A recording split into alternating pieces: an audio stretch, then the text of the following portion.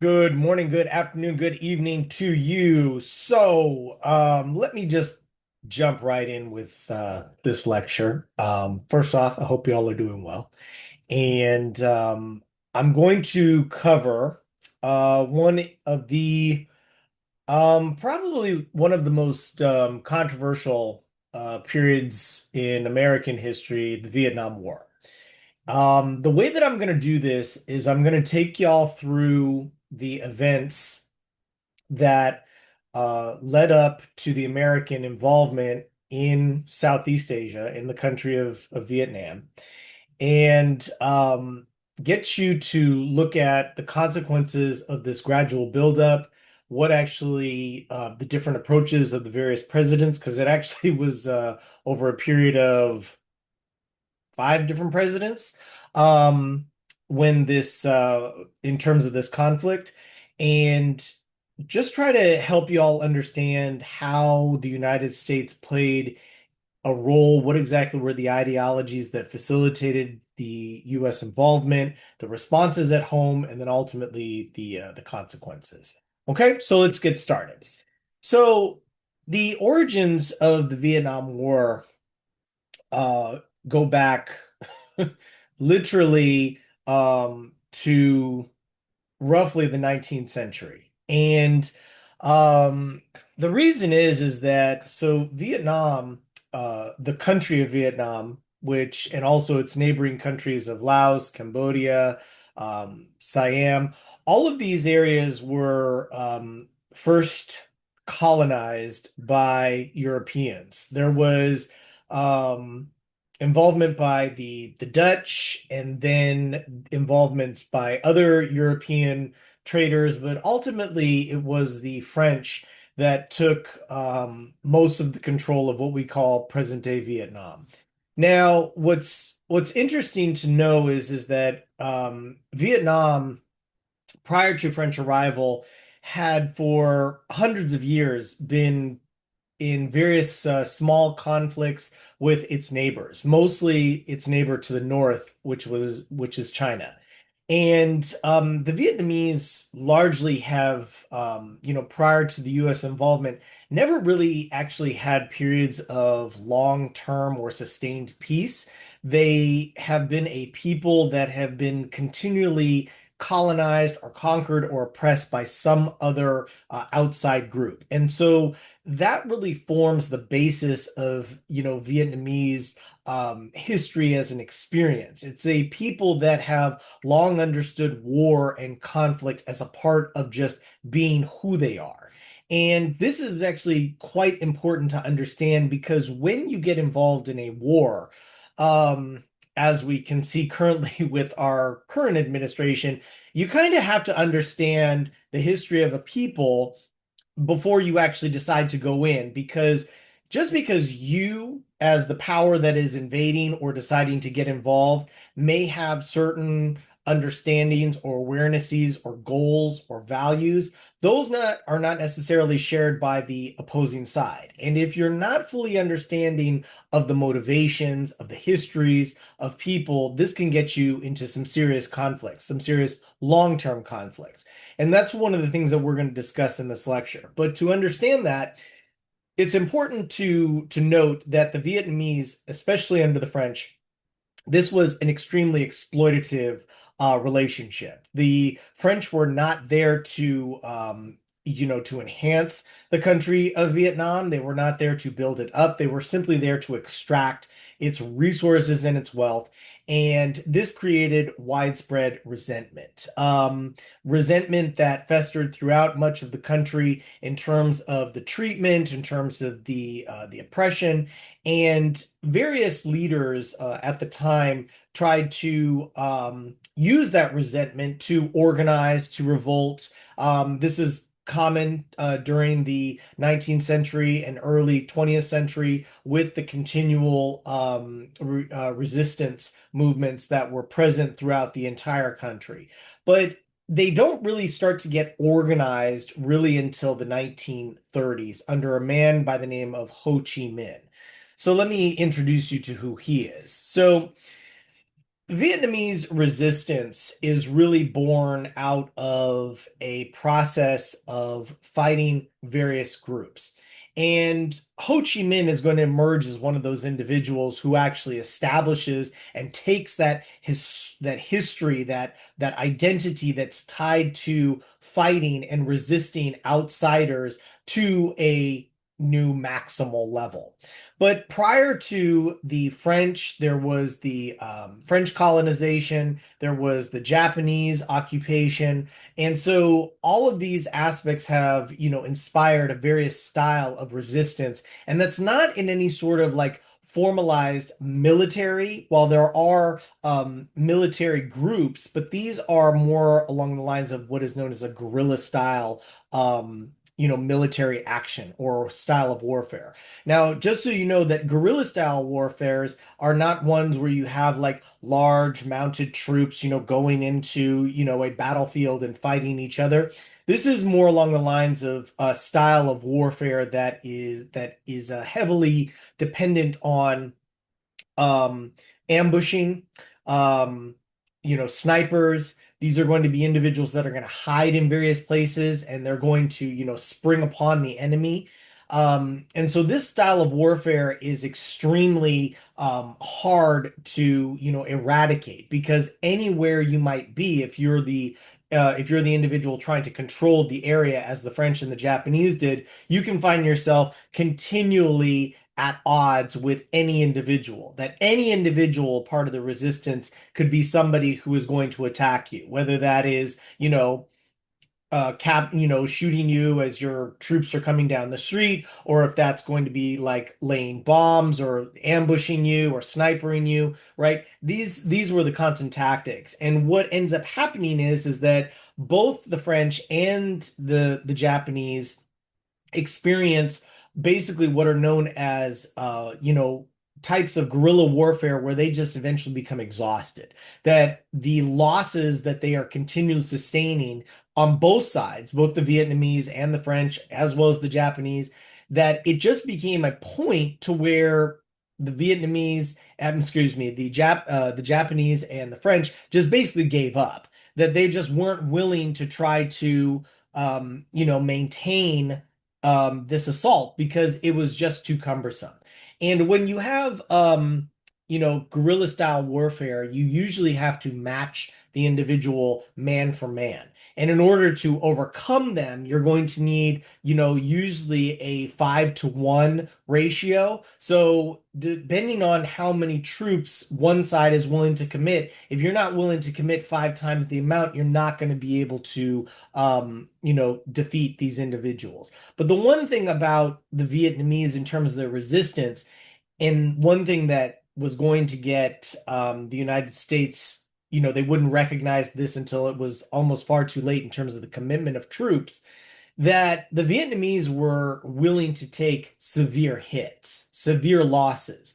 They took severe losses under the French, they took severe losses under the Japanese, and so they were going to take severe losses against the Americans as well. But this is what I want you all to understand is that is a concept that of rationality that the Americans, the Japanese, the French didn't understand. They did not understand that why exactly the Vietnamese would be so committed to this. And it has to do with their history. It has to do with the fact that they were just unwilling to be ruled by an oppressor, by an outsider. They wanted to be independent and they were going to get there by any means necessary. It was literally, if you wanted to take, a phrase out of U.S. history, give me, as Paul Henry, Paul Revere said, Paul Henry, Henry said that it is going to be liberty, give me liberty or give me death, right? And that's essentially what the Vietnamese are doing here. And so what actually happens is that when things start to change, for the Vietnamese people in terms of being more organized and a more unified in terms of their resistance. This really happens under a gentleman by the name of Ho Chi Minh. Ho Chi Minh was educated in Vietnam and in Moscow. He actually spent time in France. He actually spent time in the United States as well.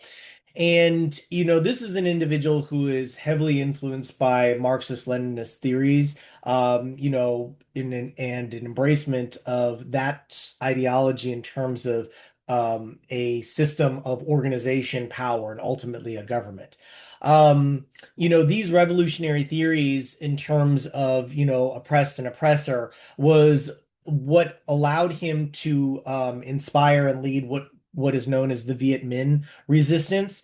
This is a movement that directly fought against the Japanese in 1941, and it was centered on organizing poor rural farmers, right? This isn't people in the cities, it's actually people in the countrysides. And this power, this idea of unifying these various groups is what is going to carry Ho Chi Minh to inspire other various groups that are going to come about in the 1950s that are going to be a continual threat in terms of ultimate control of Vietnam and to prevent it from falling under communist hands.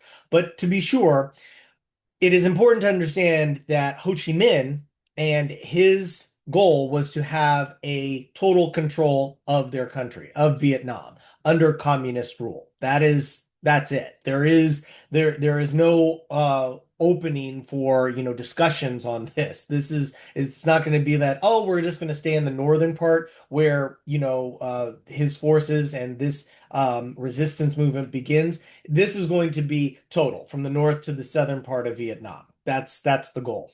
And so, how exactly does the United States get involved in this? Well, after World War II, remember there is concerns about the spread of communism, and remember the domino theory idea that is pushed by President Truman and then later by President Eisenhower, where there is a belief that if one country turns communist, that other countries around it will just fall like dominoes, right? It'll just be one after another. This is what gets the United States involved in the Korean War in 1950, in 52 and 53. This is what is going to get the United States involved in Southeast Asia with the issues that were happening in Vietnam. So in 1954, when the French decide to finally remove themselves from controlling Vietnam because they are no longer able to sustain the threat and the resistance. The goal at the Geneva Conference was to initially have um, a discussion in terms of unification of the country, because at the time the country was separated between a communist north and a democratic, what you would call a democratically led south. So the idea was is that they would hold elections at some point between 19 in probably around 1955 to be able to hold these elections so that the country itself could decide which direction it was going to go. Now the problem was is that on either side both were claiming threats from the other. So Ho Chi Minh and his forces in the north are claiming that the South is going to be completely corrupt and that they need to be taken over. The people in the South are telling individuals in the North that they need to flee down to the South because they're going to be communist infiltrators and they're going to remove all rights and powers and all the other things that many people, especially the elites and the people in the cities, the people who had actually benefited from colonialism in terms of development and business, these were going to be individuals that were going to be harmed. So the problem is that both sides were becoming further entrenched in their positions. And the United States, because it doesn't necessarily want to put more troops into Southeast Asia, but it doesn't want to support the democratically led government by an individual that you can see there. His name is Dien. That this group that we're going to support with materials, with information, with advisors, advisors, right? Mostly from the CIA and the military to be able to help them establish themselves to control their region of influence to prevent it from being infiltrated by the communists. Now, the problem was is that the Diem government and many officials that Ho Chi Minh had encouraged many people who were believing in his system of a communist rule to head to the south as well. That they needed to be able to, take over and be able to control these areas of government.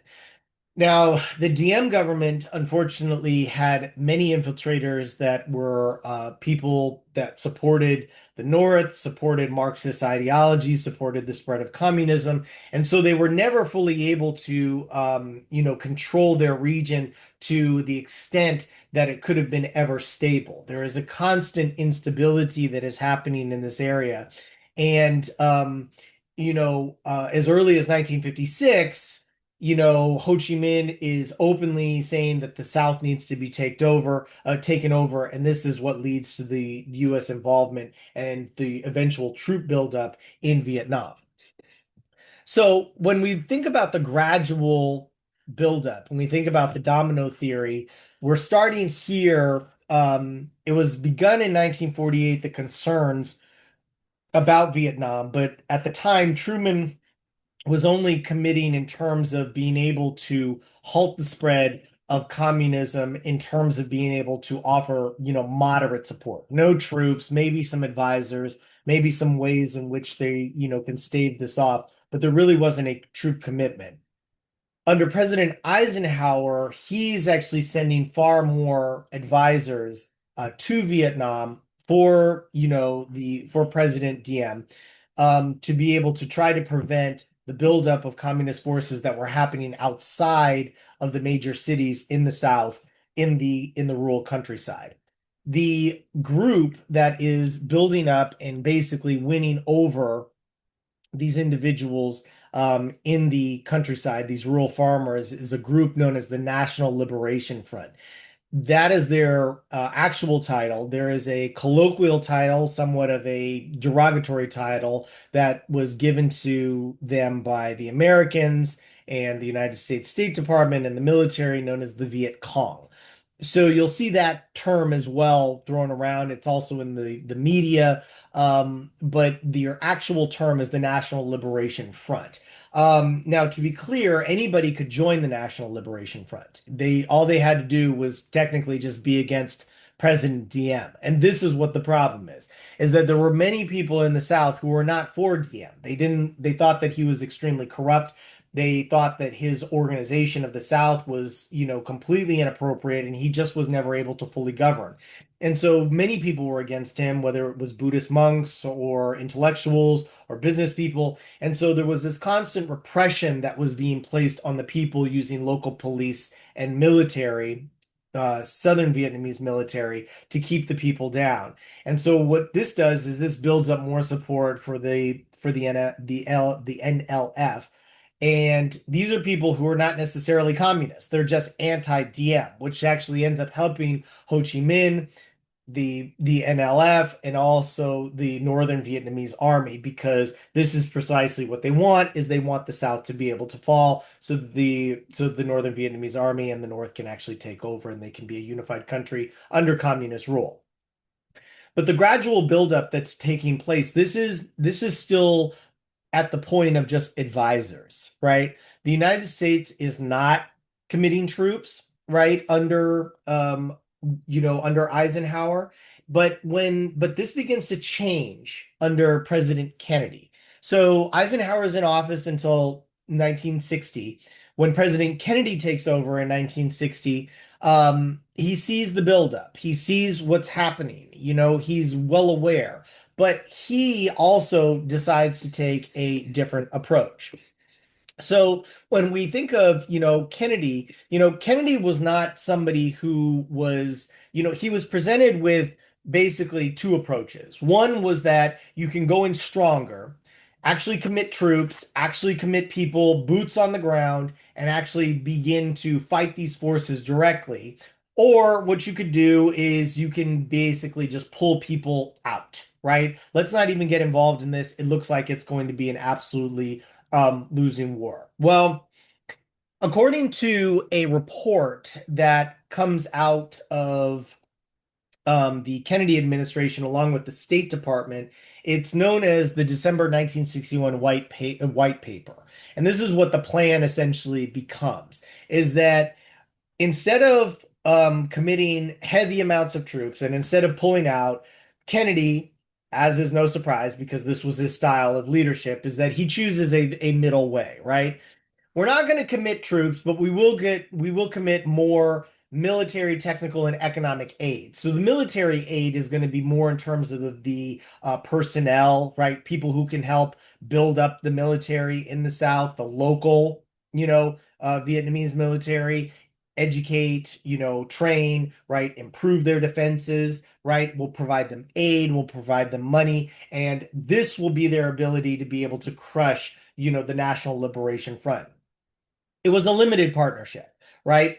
That they would be able to have there wouldn't be an increase in military involvement in South Vietnam, but certainly more machinery, more resources, more guns, more resources that the local government could be able to use to fight.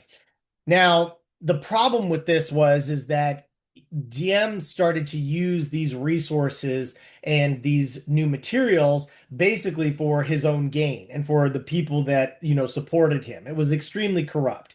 And this creates outrage throughout the South. So much so that people start openly protesting and asking. We're talking massive protests. One of the worst that was ever, that was filmed was this that takes place here in 1962. You can see this image right here down at the bottom. That is a Buddhist monk who emulsified himself. When you emulsify yourself, you pour either some sort of accelerant, lighter fluid, gasoline, and you set yourself on fire.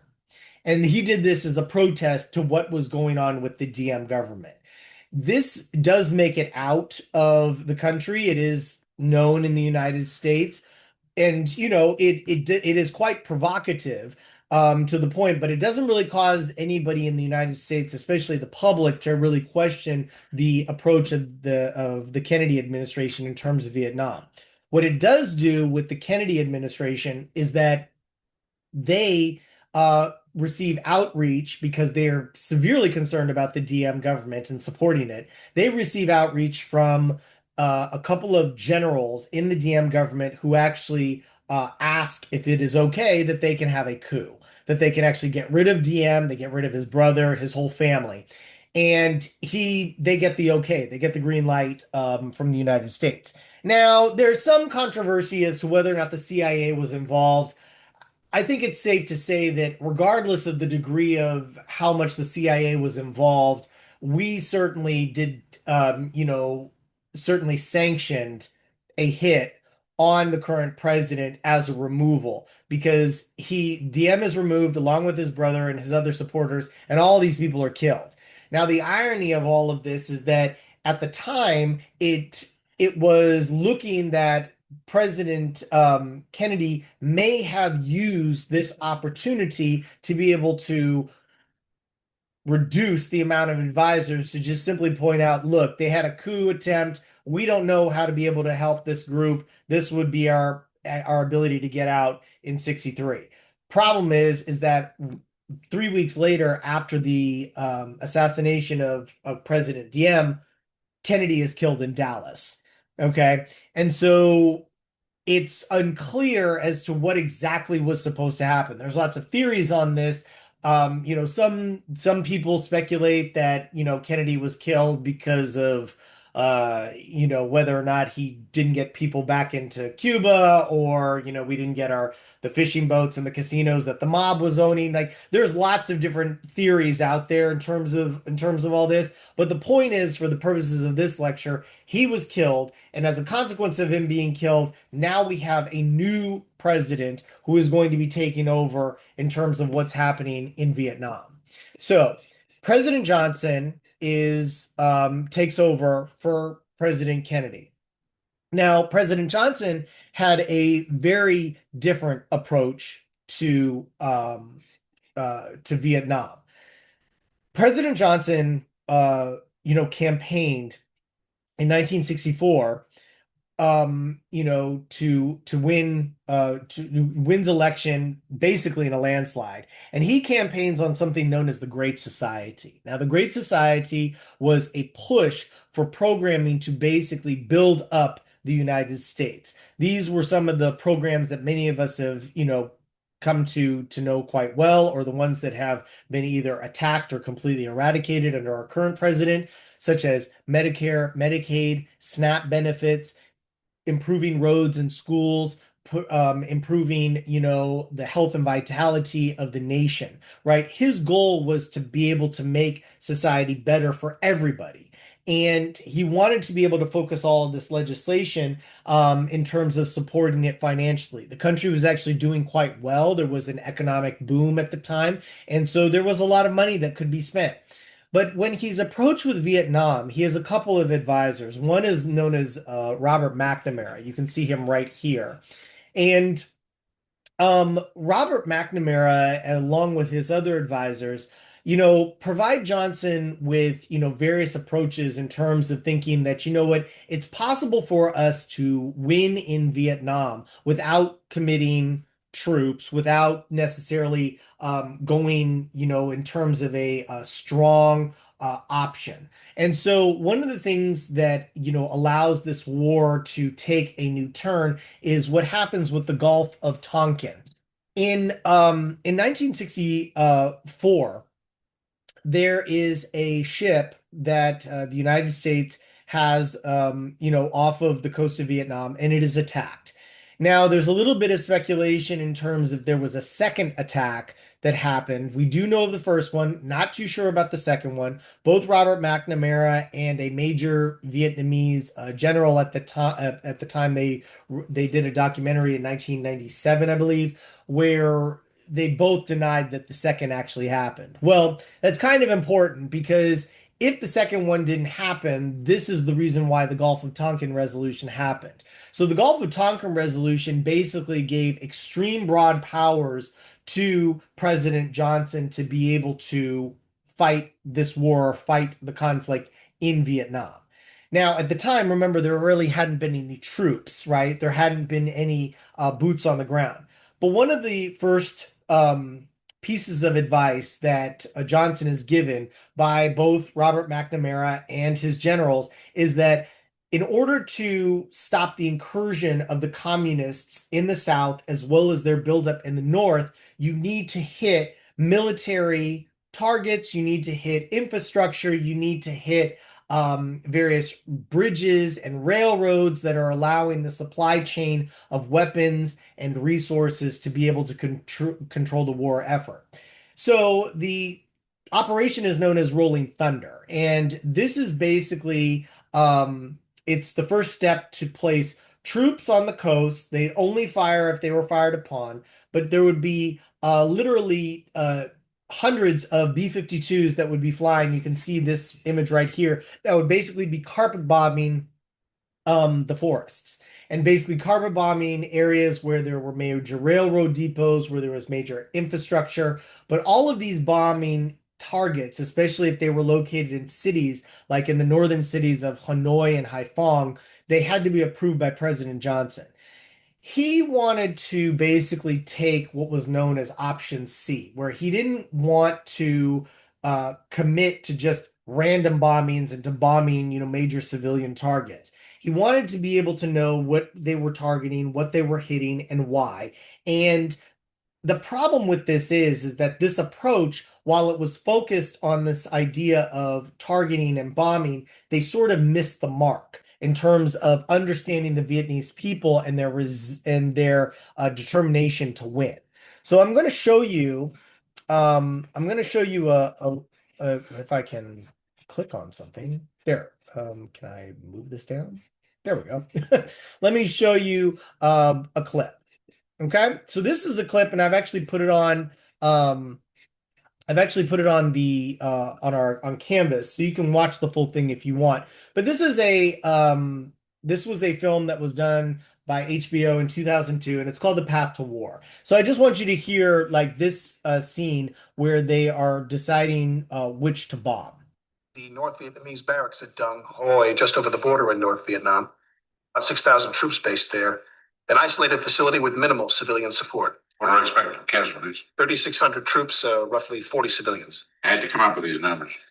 Sir, we take the approach, look at the blast pattern, size of the blast, demographics. Mr. President, it's as sophisticated an analysis as I've seen, unprecedented in aerial warfare. But Ho Chi Minh's not going to turn tail overnight. Saigon's going to take a shellacking for anything we do. And if they go in now, it'd be like sending in a widow woman to slapjack Dempsey. Sir, we doubt Hanoi will slap back. Didn't MacArthur say the same thing when me and Chinese poured into Korea? What does State think of this? The risk of inaction means more aggression. Ambassador Taylor concurs. He's meeting with Saigon's leaders now. Should be calling the Situation Room momentarily. They'll put him through to me. Mr. President, if I might, I was in charge of bombing surveys during World War II, and bombing never wins a war. Rather than erode the enemy's will, it strengthens it. We've seen this time and time again in the Blitz, Berlin. The Blitz in Berlin never would have happened if we didn't lay down to Hitler at Munich. And if we lay down now, it'll be the same thing again. An open invitation to more of their aggression. Mr. President, what we're proposing with Rolling Thunder is a strictly limited program of sustained retaliation, moving northward only if Viet Cong activity persists. But it will persist, Bob. We'll be bombing their cities before we know it. Now, do we expect Russia to sit still for that? Or China? Comparisons with Korea 15 years ago are flimsy at best, Mr. You President. are absolutely right. China has atomic weapons now. They tested their first bomb 4 months ago. It was no dud. We have no idea what will set them off. I don't understand. Why is this? North Vietnam has secret treaties with the Chi-Coms, Mr. President. We don't know what the flashpoints are in their intervention. We could take China out in 17 minutes. They'd be crazy to take us on. I agree, Bus, but why assume they're as rational as we are? Mr. President, 400... Okay. So when you think about that, you hear Secretary, George Ball. He's the only voice, and this is actually historically accurate. He's actually the only person in the room, and who was a constant voice, other than one of the other president's friends, and then later, personal advisor, and then later a formal advisor by the name of Clark Clifford, who actually becomes the Secretary of Defense later on in the war. But the key point here is that you notice what you hear this idea of how they're fighting the war. And George Ball is asking this question. He's like, but why would you think that they would be rational like us? Why do you think they have the same values? Why do you think that they actually will behave in the same way that we think that they will once we start bombing them, once we start hitting these targets? Like, why do you think that? And you hear General Earl, right there saying like, well, they'd be crazy to take us on. And George is like, exactly. So why don't you think that they would be going that way? Like, why is it that you think that they are willing or unwilling to go as far as they will? And so one of the things that we want to be able to think about, in this, in this war is the ways in which it is understood, in terms of how war is fought. Why are people fighting? What exactly are they fighting for? And what do they ultimately want to be able to achieve?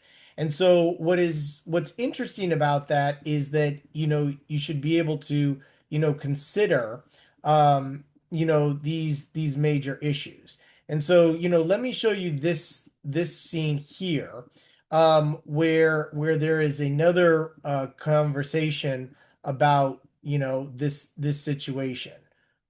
So here we go. In a friendly game of I'm more revolutionary than thou. Our intervention will give them a cause over which to unite, when it is in our interest to deepen the breach between them. But wouldn't we lose credibility throughout the world if we give up as you propose? Wouldn't this be an irreparable blow, George? A worse blow, Mr. President, would be that the mightiest power in the world is unable to defeat one of the most backward. 71 battalions with Westy's plan, this war is winnable. I say we go in and we get the job done. But can we get the job done? What if they put their stack in? What makes you think if we put in the numbers you're suggesting that Ho Chi Minh won't match us man for man? This means greater bodies of men, Mr. President, which will allow us to cream them, their firepower against ours. Why does anyone think that they will accommodate us by fighting our kind of war? Their tactics are terror and sniping. They have better access to intelligence. Why is this? It's because the South Vietnamese government is heavily infiltrated with Viet Cong agents, Mr. President. What other road can we go? Negotiations, stopping the bombing? These make us look weak with cup in hand.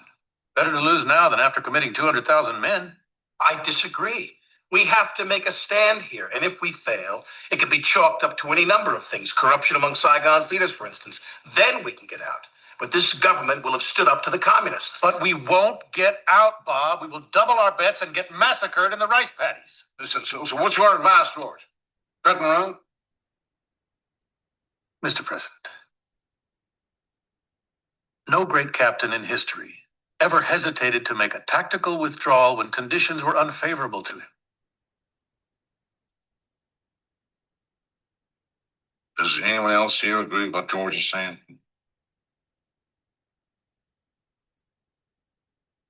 I've asked Clark Clifford to join us. Clark, do you have any comments at this time? I have a question for General Wheeler. Yes, sir. Good morning, General. Good morning. If the president proceeds with his plan, what, in your view, would constitute a victory? What is the definition of victory in this contest? Yes. A military victory in the traditional sense is not what we are seeking. To eliminate every last Viet Cong guerrilla require as many as 500,000 men in 5 years. No one's considering those kind of numbers. No one. Our objective is to reach a stalemate, whereby we are attriting the enemy faster than he can replace his losses. This is the so-called crossover point. And how many men will this require? A substantially smaller number, depending on how the North Vietnamese respond. Well, might they respond by sending in, say, 100,000 troops? We regard this as unlikely. This is less than half the men they have under arms. Well, it's certainly possible. They already have 50,000 men down there. And to achieve the 10-to-1 superiority, which I understand is barely adequate for conventional forces in a guerrilla situation, how many troops will be required to meet this possible threat? As I said, this would be unlikely. 1 million troops, is that not correct, General? You see, we would need 1 million men in Vietnam. Okay, so what you hear there is you're hearing, both, Clark Clifford and George Ball, trying to present themselves to be like, look, this is not a winnable war simply because of, individuals that are unwilling to commit to this idea of our style of warfare, right? That the bombing is not going to work. The bombing is just simply creating more resistance. It creates more resolve. The Vietnamese are going to learn how to manage through it, and they will just continue. And so when you think about, these issues here, the escalation of the war, what you can see with General Wheeler there, General Westmoreland, he's pictured right here, is that the targets begin to be escalated in terms of the bombing. We start bombing from rail lines to ports and ammunitions depots and oil depots, right? And all of these areas and bridges, but then we start moving into actually bombing major cities, right? Where we're actually bombing downtown Hanoi, downtown, Haiphong Harbor, right? We are looking at all of these other areas where the war is escalating and more troops are going to be committed. Because as Clark Clifford points out there, this issue in terms of of the war itself that they're not really necessarily understanding of what this is going to take, right? As you heard Bob McNamara say, he was like, well, we need an excuse to get out if we want to save face. Everyone else is saying we're never going to get out. We're constantly going to be stuck here. And if we understand the people and the situation that we're in, this is what's going to happen. Now, what is interesting to know is that during this time, there's actually more and more people that are actually becoming more aware of what's going on in 1965. And I'm going to show you one example from this gentleman here. He's playing an actual individual. His name is Norman Morrison. And let me just show you what happens in terms of the way that he protests the war. Small risk. Give it an A for risk to pilots and aircraft. What's your flashpoint analysis? The target is more than 20 miles outside Hanoi, so there's little risk of provoking China or Russia. Kosygin or Mao won't be down there touring the factory that day, will they? This isn't one of Russia or China's friendship projects. A gift from the motherland? Well, if I were Ho Chi Minh, I would return this gift. Of course, catching one of them there might have been a nice bonus for us. Thanks, but I've already been to the brink of nuclear annihilation, and I'm not eager to go back. Give it an A for a flashpoint risk. Next, what about civilians? We're clear of residential, except for one row of hooches behind the facility. So what are these, houses or storage shacks or what? Well, we can't be sure. Most likely the factory managers and their families live there. I'm not too familiar with Southeast Asian home construction, sir. We could certainly use someone who knows something about Vietnamese culture around here. So what's the outside number of civilians? Well, 4 hooches this size, we use 6 per, so 24. 24 for a target this size? That seems high. That's how we figure it, sir. I mean, that seems a high number to lose for a target like this.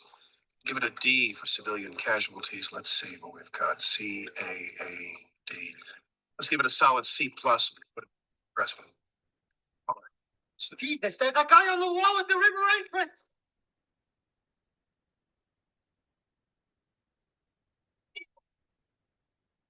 And just so you know, this actually happened. Hey, wait a minute.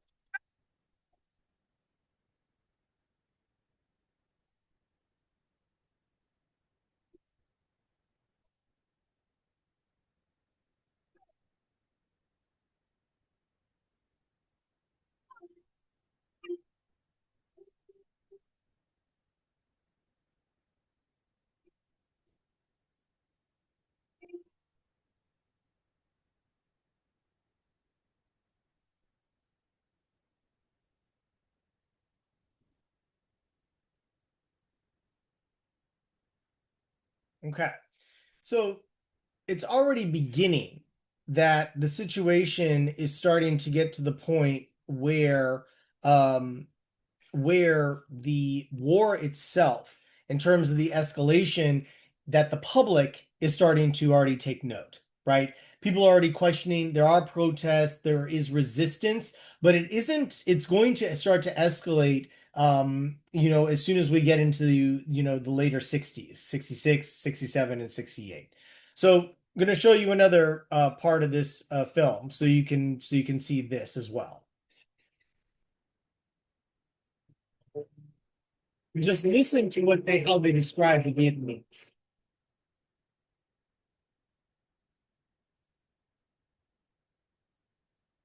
An entire generation of North Vietnamese have been born and lived and died in the pursuit of one thing: a united Vietnam under communist rule. The North Vietnamese have never known anything but war.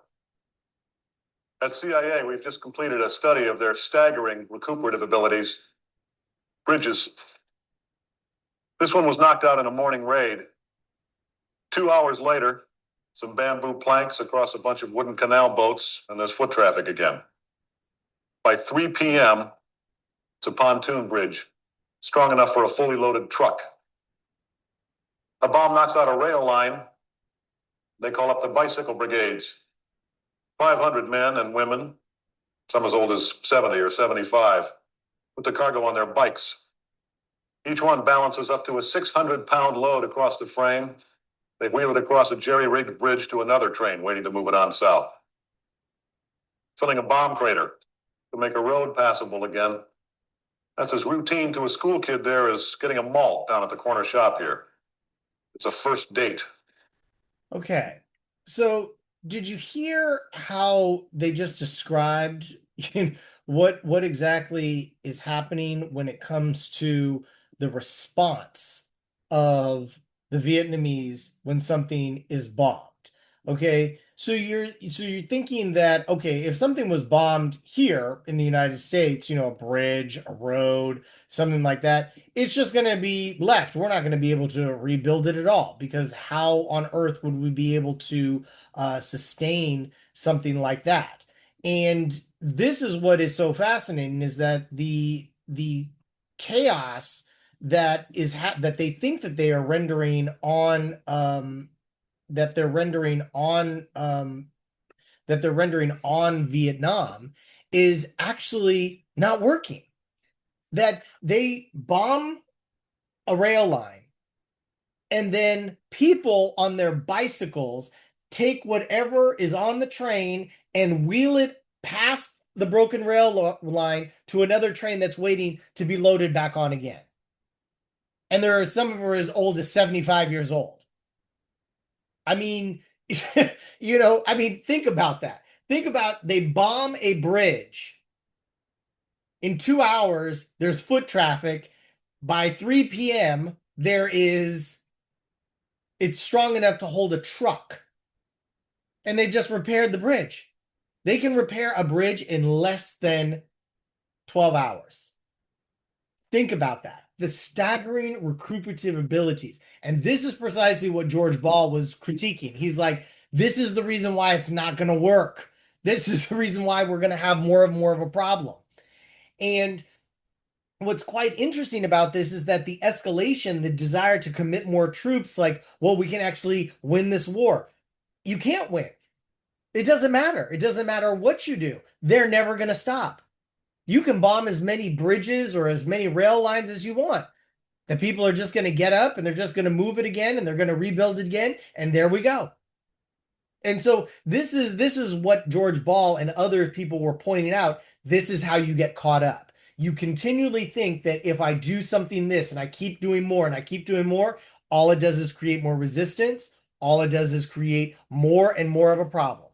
And so one of the things about this issue in this war of attrition, where things start to take, where things really start to change in terms of the direction of the war, is in 1968 with what is known as the Tet Offensive.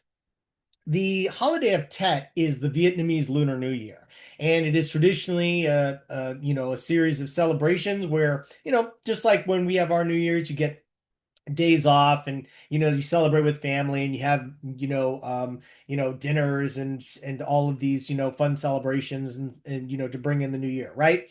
Well, the what ends up happening is that the Viet Cong, along with the North Vietnamese, decide to create a huge offensive on this day, and it was completely unexpected by the United States military. It's actually one of the most devastating that happens. I mean, over 2,500, about 2,500 US personnel, whether it's troops or people, are killed as a result of this. The Vietnamese sustained like well over like 60,000 dead. There's like, it was a massive loss on their part. But what it did is that because it was so massive, and even though the United States Army was able to push them back to be able to regain more territory, more control, everything like that, it is seen by the public as being something of, well, we thought that our leaders were telling us that the Vietnamese can't create such an offensive, that they don't have the capabilities, that they're not as well organized, that they are not able to take on multiple targets at the same time. This proved completely the otherwise. And so what it did is it eroded the trust that the Americans had for their leaders, because it was like, this you're just not telling us the truth. You think that we keep committing people into the draft, we're sending people over into Vietnam, and you're saying that we're winning, but we're losing. And look at what happened with the Tet Offensive.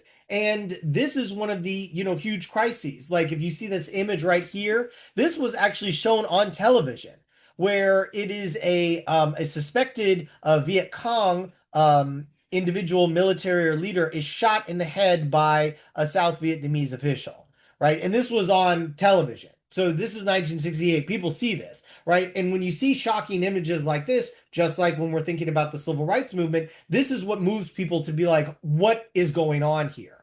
Now, what's fascinating about this is that many people, the military were like, this means that we're actually close to winning, right? Their belief is that, well, if they are willing to fight in this type of format, actually meet us where we're at and actually get beaten, that means that they must be desperate. It means that they're not willing to just do this war of attrition, that they're too getting exhausted and they want to be able to just win this.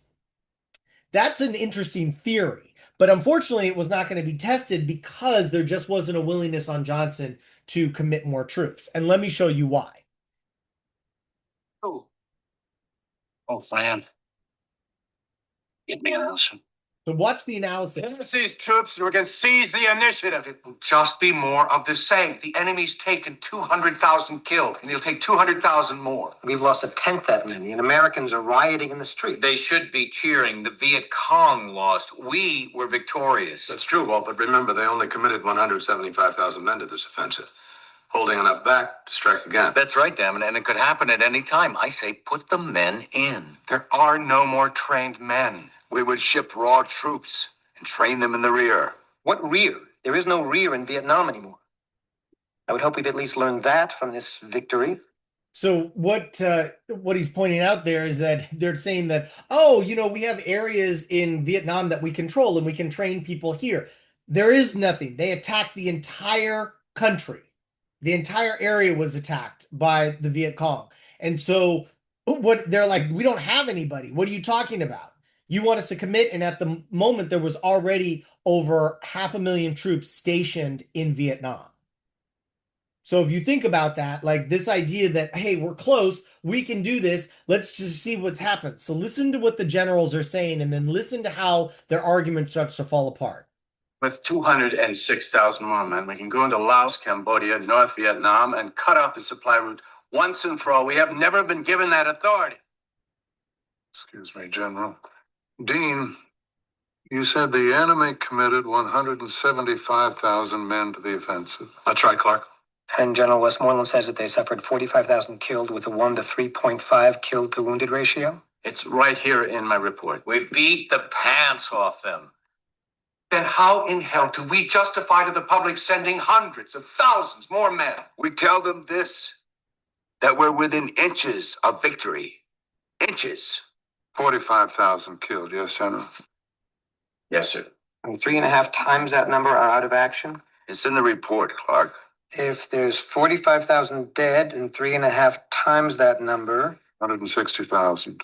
157,500 wounded plus 45,000 dead. General, according to you and General Westmoreland, we have killed and wounded 120% of the enemy. Okay. So do you see what the problem is there, right? Is that this is precisely what people were concerned about, is that our leaders are not telling us the truth. And here we have the Secretary of Defense. Now it is Clark Clifford, because Robert McNamara basically gets pushed out, where he's like, so you just said that we have killed 120% of the enemy. And we know that's not true. We know that there's more men. We know that we're still losing. We know that this isn't working. So why exactly would we go back in? And so this is what eventually is ultimately the problem, is that the public loses its trust. It loses its trust in its elected leaders. It loses its trust in the military campaign. It loses its trust. Now, 1968 is also a year of other crises as well. You have the Democratic convention to elect their president because remember, President Johnson decides that he is not going to run. And what ends up happening at that event is that there is virtual bedlam outside of the convention because people begin protesting those individuals who are claiming to vote for the war and want to continue the war. And the police, basically, a police riot happens outside, and people get their heads crushed in and everything else. You can see it right here in the second picture. Um, but there's also, also in 1968, remember Dr. King gets killed, Bobby Kennedy gets killed, right? There's a whole slew of other crises that are happening. And so it looks as if, we can't trust the government. We can't trust our elected leaders. We can't trust they're killing our icons, our civil rights icons. They're, killing people. There's COINTELPRO, the FBI is doing this, and here they are. People are getting massacred on both sides of the line. And it's fascinating because you hear the generals are saying, yeah, it was a victory. We should be cheering. And it's interesting because people in government were saying like, well, hell, if this is a victory, if this is a victory, if this is a victory, I'd hate to see what a loss looks like because because like this was massive. And that's what's so fascinating is that, people begin to see this divide. And that is one of the things that really starts to really come to fruition in 1968 is you've got greater amounts of protest. You've got draft protests with people actually burning their draft cards. And what would end up happening is that, the draft cards, you were given this draft card and there would be a draft on the television, and it was based off of your birthday. And, if your birthday got called, you were going to be put into the draft, and you only had three choices. You could protest and get arrested, you could burn your card and get arrested, or you could try to flee to Canada and, avoid the draft. There was a generational gap. You can hear it just even in that scene where you have people who are like, we have to be for the war, we have to finish this off, we can't let communism win. And then we have younger people that are just like, absolutely not. This just isn't good. And this is really this generation gap, this divide. What is contributing to it is the real time that we are actually seeing the war. Citizens in the United States are watching this war unfold on television. Walter Cronkite of CBS every night at the end of his broadcast would list all the people who were killed and wounded in Vietnam every night on the news. Now, when you see people, on there, it's not just the fact that you see all of these people, but what if you actually know somebody on there? Because they put their name and then they would put the city that they're from. And we actually started doing that in the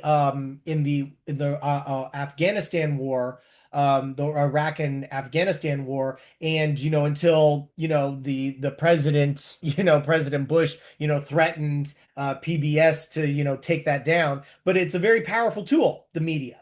When you see images like this, when you see massacres, when you see these activities going on, you are moved in certain ways. And you may be moved to support, you may be moved to not support. But the point is that graphic footage really contributed to either side really digging in. And this is what ends up happening in terms of the continued campus protests and the other issues like that one right there at the bottom, the Kent State shootings that happened in 1970. So the response at home is that they don't want this war. This war needs to end. And 1968 is the peak for troops, and then from there it is going to start to dial down. For several reasons, main of which is because we have a new president who's elected.